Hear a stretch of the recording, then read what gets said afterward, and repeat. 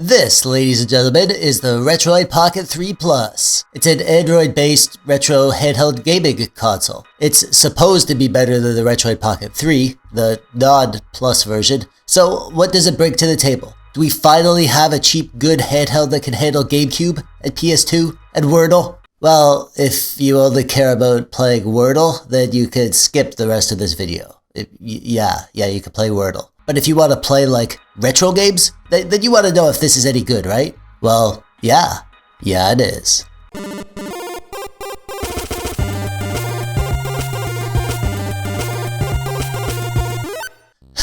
I love my Retroid Pocket 2 Plus. This thing is great. Oh, wait, what's that? A new Retroid Pocket handheld is out? Huh, well, I guess this thing is worthless garbage now. Okay, let's get the new thing. Oh man, I'm so glad I got this Retroid Pocket 3. It's way better than the Retroid Pocket 2 Plus, and it's gonna be the best Retroid for a long time, I bet. There's a new one already. Okay, let's get the new thing and throw this one in the garbage, I guess. Alright, yeah, new Retroid Pocket 3 Plus. I can't wait to get this thing set up and...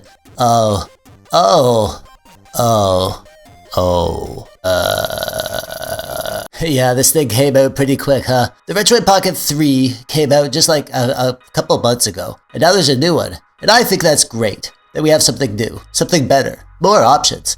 Some people aren't happy that Retroid released this for some reason. I don't want to get into a rant here, but let's just say that I don't agree with those who think that Retroid did something wrong by releasing the RP3 Plus so soon after the release of the RP3 Non-Plus. I don't care. I don't care about the drama. If the product is good and it's a good price, then all is good. And that's all I'm going to say on that topic. So, is this good? Well, heck yeah it is. But let me take you back, way back to 2 months ago.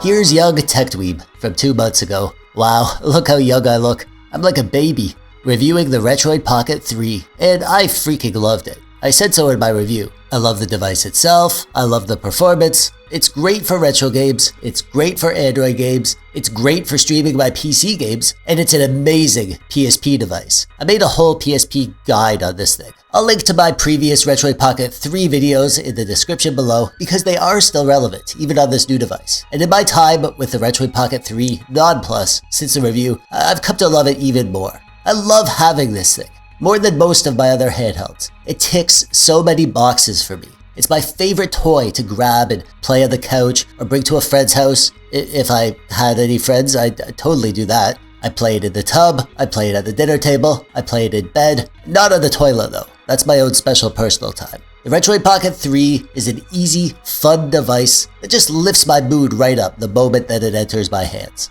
But you're here for the Retroid Pocket 3 Plus review, so why am I telling you about the Retroid Pocket 3? Well, because the RP3 Plus is great for all the same reasons. It's the same exact device, really, except for the specs. It's the same screen, same speakers, the same shell, the same look and feel, the same software, the same experience, really. The only difference is the guts. It has better hardware on the inside. Oh, and it comes in some other colors too. So you can make it match your purse, I guess. But I just want to emphasize that everything you've heard about the Retroid Pocket 3 Non-Plus applies to this new version, except for the performance of only the high-end emulation, like Gamecube and PS2. Everything that made the Retroid Pocket 3 great, and it is great, is also why this RP3 Plus is great. I'll give you a really fast tour of the device itself in case you're not familiar with the Retroid Pocket 3. On the front, we have a 4.7-inch touchscreen, and the screen itself is freaking beautiful. You'd be hard-pressed to find a better screen at this price point. 1334 by 750 resolution, with 450 nits peak brightness, so it's bright enough to use during the day, and I can dim it down to very low to play in bed, under the covers, so my mom doesn't know I'm up past my bedtime. We also have a D-pad and face buttons, which are the same here as on the Retroid Pocket 3, and I love them. They feel great to me. They have a soft click to them, and they're very comfortable to use, even for extended sessions. The analog sticks are also great. They're small, but they're very responsive and easy to use. They are clickable, so we get our L3 and R3 buttons, and they're slightly recessed, which makes them even more pocket-friendly. On the left side, we have our volume buttons, and on the right side, we have a home button. On the bottom, we have a cute little hidden trapdoor where you can hide the micro SD card, and a headphone jack, and a USB-C charging and data connection port. On the top, we have a power button, micro HDMI port, and stacked shoulder buttons, the bumpers and the triggers. The triggers are very comfortable. They're shaped just right to rest your fingers on, and they're just the right size to be comfortable to use, but also allow it to remain pocket-friendly. We also have the start and select buttons, which lots of people didn't like, how the start and select buttons are on the top of the device, but honestly, once you get used to them, they won't bother you at all. I actually really like them up there. This is all exactly the same as on the Retroid Pocket 3, so let's get into the specs, because this is where they are quite different. The Retroid Pocket 3 had a Unisoc Tiger T310 chip, which is approximately equivalent to the Snapdragon 450, if you're familiar with that chip. And it came with 2 or 3 gigabytes of RAM, and it had 32 gigabytes of internal storage. This Retroid Pocket 3 Plus has a Unisoc Tiger T618 chip, which is a substantially more powerful processor. It's showing up in lots of devices now. It's approximately equivalent to the Snapdragon 662. We're working with 4 gigabytes of LPDDR4 RAM, and we have a really sizable storage upgrade, up to 128 gigabytes of internal storage. I complained about the 32 gigabytes of internal storage on my Retroid Pocket 3. It really wasn't enough to even install all the extra emulators and Android apps and games that you'd want, so I'm very happy with this storage upgrade. So there is some decent differences between the RP3 Non-Plus and the RP3 Plus, but they are also different prices. The RP3 Non-Plus is $120, and the RP3 Plus is $150, which is right in line with the specs increase. So even though we now have the RP3 Plus, I still think for lots of people, the RP3 will make more sense. No point in spending more if you're not going to want to try to play lots of the higher end emulation like PS2 or Gamecube. I say try to play because that's a thing. You can play a decent amount of Gamecube and PS2, but not everything, and you'll have to tinker a bit to get it all working. I'll show you that in a bit. Overall, I think if you really want to squeeze out the extra performance for those higher end systems, or if you want to play 3D Android games like Genshin Impact or whatever, then go for the 3 Plus. But if you just want a great device to emulate retro games and some of the older 3D stuff like Nintendo 64 or Sega Saturn or Dreamcast or PS1 or PSP, then you'll be totally fine with the RP3 Non-Plus. No reason to waste your money on the 3 Plus if you'll be fine with the 3, in my opinion.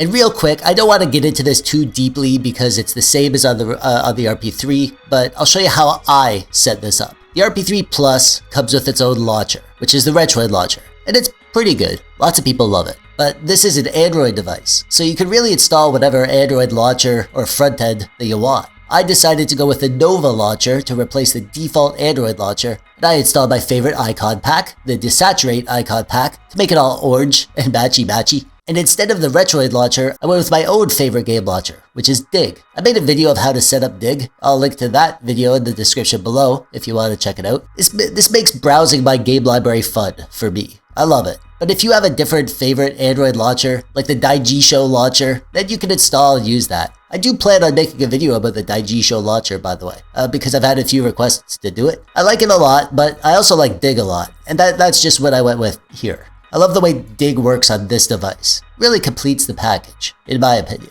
Alrighty, we've done some jokes, we've done the tour, we've done the specs, and we've done the comparison, and we've done the setup. All the boring stuff's out of the way. Thank you for your patience. And with that, we're finally ready to play some games, right after this word from our sponsor. This video is brought to you by A&W Root Beer. Do you ever find yourself without all the answers? Do you sometimes feel like you don't know what to do, or where to go, or why? Do you get hungry when you haven't eaten for a really, really long time? Do you find that people sometimes look at you like you have food on your face, and all day you're like, sheesh, why is everyone looking at me like I have food on my face? And then you get home and look in the mirror and you see that you actually do have like a ton of food on your face, and you're like, oh my god, why did I check to see if I have food on my face when everyone was looking at me like I had food on my face? I should have known. It was so obvious. Do you ever get frustrated when you can't find a AA battery? Well, A&W Root Beer can't solve all your problems, and it's not reasonable for you to expect it to. But gosh darn is it tasty.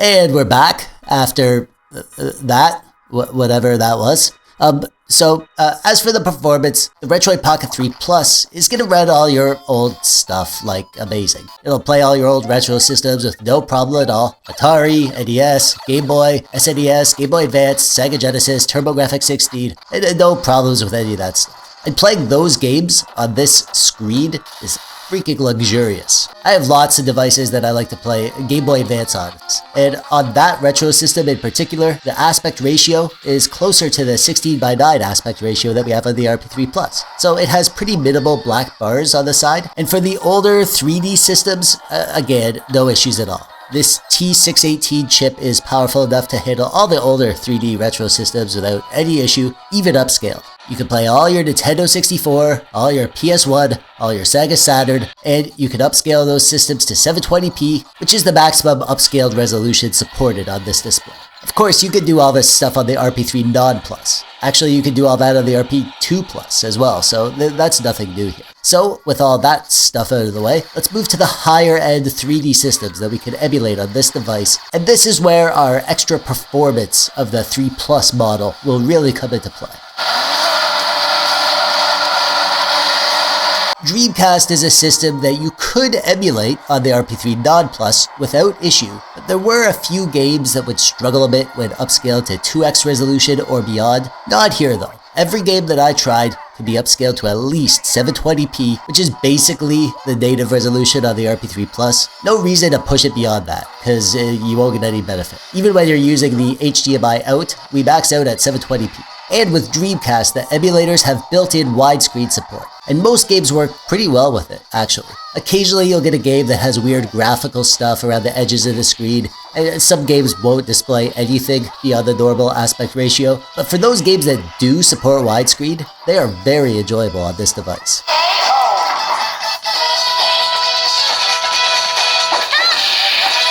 PSP has gotten a huge performance boost on the 3 Plus. I made a guide of how to get PSP working great on the RP3, and for the most part, it really did. But it was a bit tedious to have to go through all the settings and toggle things on and off to squeeze out every bit of performance. Don't get me wrong, the RP3 was a great PSP device, almost perfect. But now on the 3 Plus, it's a much more hassle-free experience. We can run pretty much all the games with the same settings, which are the same default settings that I showed in my guide, with one exception. This chip has proper Vulkan rendering support. So, using the Vulkan backend, we can upscale games to 2x resolution without any issues at all, or 3x resolution, if you really want to squeeze out the most definition of those few extra pixels beyond 2x resolution. Even the harder games to emulate, like God of War, go to 2x and you'll be just fine. There will be the occasional game that has glitches in one rendering mode or another, or requires some random setting to be turned on or off. That's more of a compatibility thing with the emulator, rather than a performance thing with the device itself. In my testing, it was very nice not to have to worry about tweaking settings on every game and constantly worrying that I'm leaving performance on the table. No weird cheats or hacks, no messing with the CPU clock speed, no stuttering, just pure, smooth, problem-free PSP gaming. It's wonderful.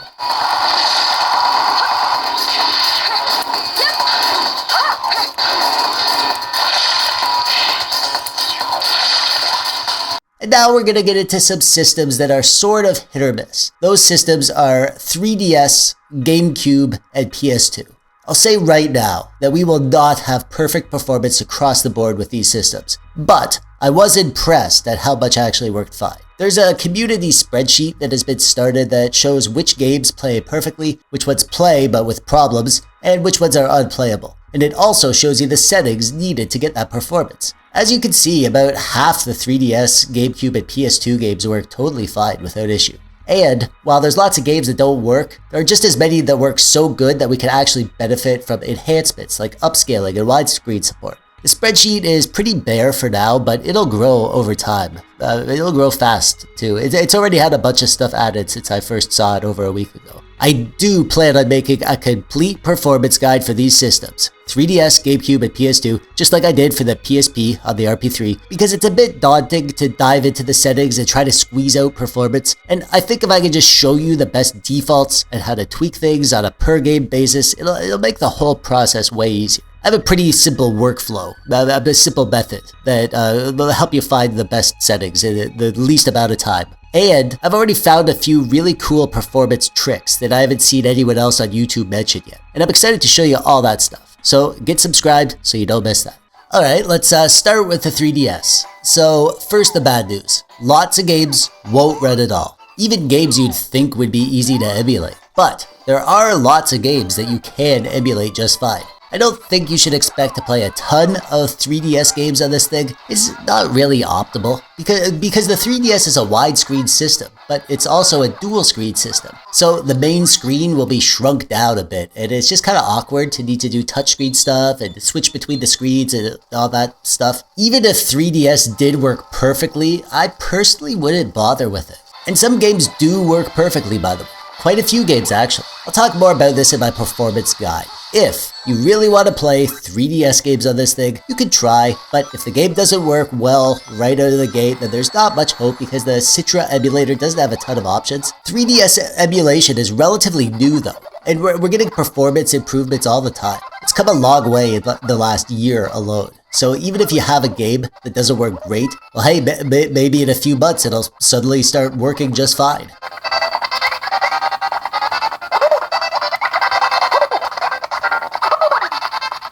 PlayStation 2 is a bit of a mixed bag, but it's actually pretty darn good. I'd say at least half the games run totally fine, problem-free. But there's still lots of games that don't run great. Shadow of the Colossus is a hard game to emulate. I always tested this one out. And it sorta seemed like it worked okay at times. It wasn't a really good experience, but there is a ton that does run great. And the Aether SX2 emulator has only been out for like less than a year. So the fact that so much runs good and is totally playable and enjoyable is super impressive. So it's hard to say what will be playable like a year from now or beyond that. For now, yeah, about half the games ran totally fine. And one piece of good news is that there's not really many options by way of settings. Actually, that's a good and bad thing, I guess. The bad part is we don't have a lot of tools to get extra performance when we need to. But the good news is that we don't have like 1,001 options to slog through. I'll show you what you need to do in my performance guide, but the short version is that changing the emulated clock speed is your main tool, followed by the resolution scale. The rest of the stuff you can pretty much leave at the optimized defaults, which I'll show you in my video. And of course, you should check out that community spreadsheet because for the games that work, you can just copy the settings that they have posted. And you can also upscale lots of the games. PS2 is very fun to play on this device. Lots of PS2 games have native widescreen support. The games that run well are very smooth and responsive. And they feel really natural to play on the RP3 Plus.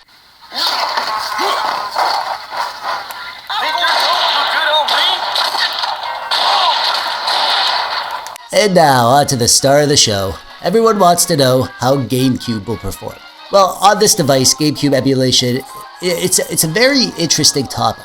First of all, I'm not going to get your hopes up. There will be lots of games that you can't play here, no matter what you do. I really wanted to come at you with good news and tell you that you can play any Gamecube game, like I did with the PSP on the RP3, but it's just not going to happen. I went to hell and back trying to get Metroid Prime 2 to run at full speed. I worked on it for hours, and I came very close, but I just couldn't get there.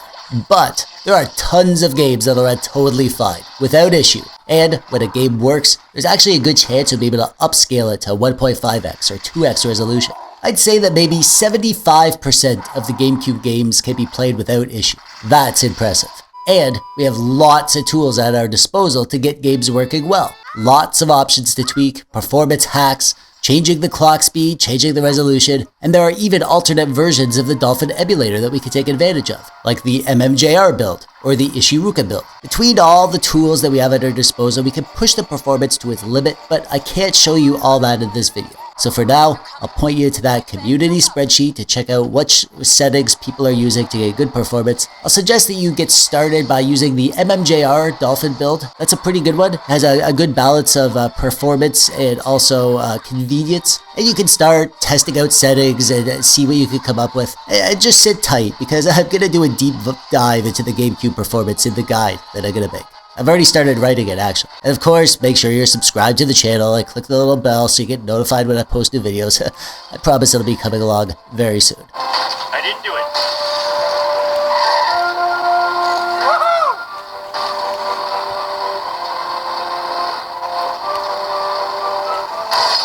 I almost forgot to add Wii into the video. I'm not going to spend a ton of time on it here, but the short version is that it uses the same emulator as Gamecube, because the Wii is pretty much just a slightly more powerful Gamecube, hardware-wise. And just like the Gamecube, there will be lots of games that work just fine, no problem at all. Probably half, I'd guess. And then there will be another half that don't run well, or at all. The main issue with Wii games is that lots of them required motion controls or pointer controls, and those just aren't fun to emulate with a standard controller. Even just setting up the controls can be super tedious. I'm personally not going to bother with the Wii at all. If you really want to play some Wii on your RP3 Plus, some of the games do work fine, which is kind of crazy. You know, a $150 handheld that can play lots of Wii games? That would have seemed like a fantasy, even just like a year ago.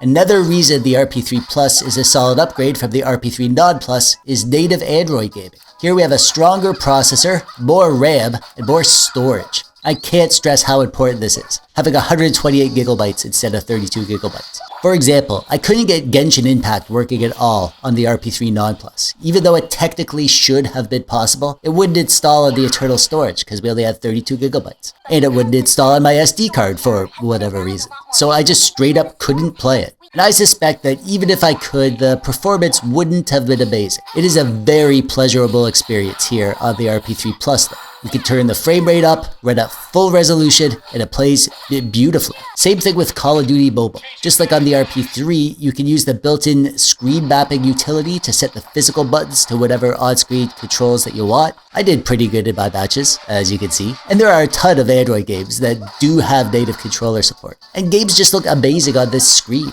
Any game really, but especially Android games because they run at the native screen resolution and refresh rate. I played quite a few native Droid games on my RP3 Non Plus, and I intend to play even more on the RP3 Plus now that it's more powerful.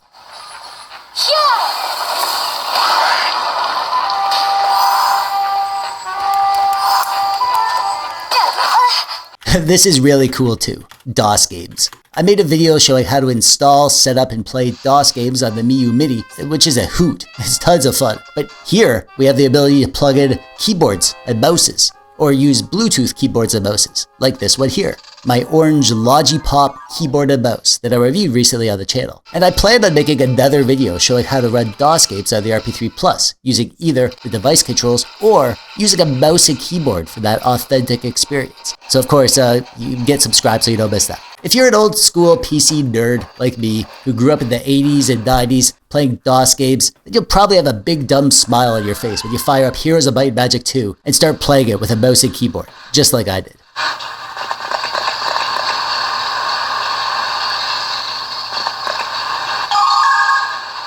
And finally, one very cool thing about the RP3 Plus is using it for local PC streaming. To be fair, it's pretty much the exact same experience as the RP3 Non Plus, so I'm not going to spend a ton of time on it, but yeah, using your streaming app of choice, here I'm using Moonlight, you can stream your PC games over your local network. Not only PC games, but like high-end emulation from your PC. And the games look great on this screen. It's just big enough to have the in-game text readable, and the controls on the device are solid, considering the form factor. So if you're like me, and you have a gaming PC in the house, but you want to be able to play your PC games on the couch or in bed, or while sitting on the floor of the kitchen eating an entire birthday cake by yourself, like I tend to do on occasion, then the RP3 Plus is great for that.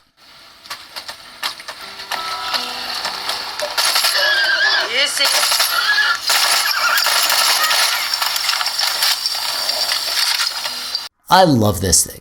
I love the Retroid Pocket 3 Plus. I love the device itself. The screen is freaking awesome. The controls are great. It's pocket friendly. I love the performance. At this price point, $150, it plays everything up to and including PSP without any issues whatsoever, all upscaled to at least 720p, and you also get a decent amount of PS2 and Gamecube. You can play like half the Gamecube and PS2 library without issue. It kind of blows my mind that we're actually getting these higher-end 3D systems at this price point. Heck, just like 2 years ago, we didn't have any handheld consoles that could play any Gamecube. And now we have tons, and cheap ones too. I only buy devices that I think are good, for me, that I will personally want to own and use. And I'm spending my own money here, so I'm very choosy. Lots of people keep asking me why I don't have a Steam Deck yet, and it's because I feel like it's going to be wasted on me. I have a computer. Actually, I have too many computers. It's a problem. And when I game on the go, I don't need anything more than a device like the Retroid Pocket 3 Plus. It can play such a huge library of amazing games. It's perfect for portable gaming. And if you're looking for an amazing handheld that can handle a ton of stuff, that punches way above its weight, for $150 you will not find a better handheld than the Retroid Pocket 3 Plus, in my opinion. Which is why I'm awarding the Retroid Pocket 3 Plus my highest award, the TechDweeb Trophy of Retro Gaming Amazingness, with a seal of pretty good Gamecube and PS2 performance, and I'll throw in a box of Oreos, because Oreos are awesome. I freaking love Oreos, man. And that brings us to the end. Now it's your turn. In the comments below, let me know what you think of this thing. Are you thinking about getting one? Or do you have a Retroid Pocket 3 Non-Plus that you're going to be sticking with? Do you think this is a worthy upgrade from the RP3? Or are you part of the pitchfork mob and are actually angry that Retroid released this? And if there's anything else that you want to see running on this thing, or any performance guides or other guides, settings guides that you'd like me to make, just let me know in the comments below. Some of the best videos I've made were because of suggestions that you guys left me in my comments, so I'd love to hear from you down there. And while you're down there, click the thumbs up button if you liked the video, or the thumbs down button if you didn't. This video was brought to you by the patrons of TechDweeb. If you'd like to support the things that I do, then please check out the link in the description below. You'll make it into the credits and get some fun perks at the same time. And that's it from me. As always, I'm TechDweeb. Thanks for watching. Bye-bye.